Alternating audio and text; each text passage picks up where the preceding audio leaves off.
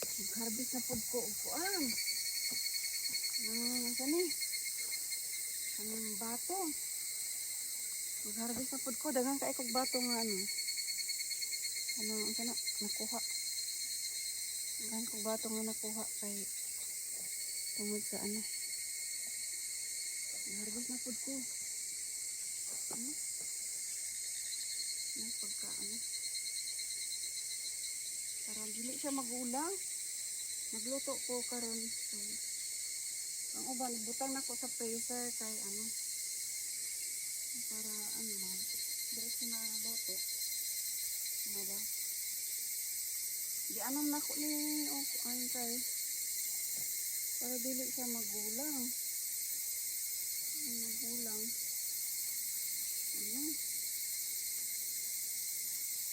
Di anam nako siya. Kuha kay parang nag-usbong na magod siya. Uy, grabe ang iyang ano. Grabe ang iyang bunga.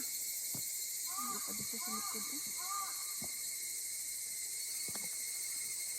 Wala ko dito sa likod.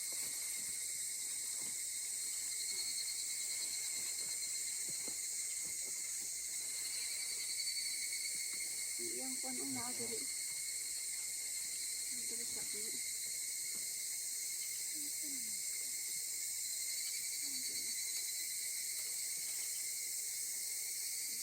Nakuha ano para na ako'y mabalon bay magluto ko karon kay para na ay mabalon sa trabaho. Hindi ka man to eh iyawan man ko eh ay yung lukso nagan ng lukso nagan ng lukso lukso.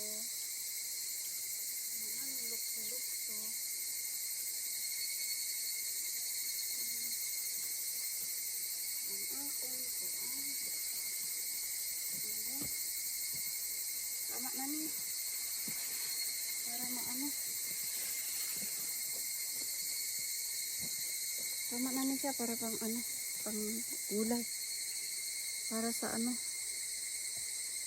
Para pang ano na ko balon. Pang balon ugma. Magluto ako. Kay daghang ano ay lamok. Daghang lamok. Oh, tama na ni pang ano na, pang gulay ugma.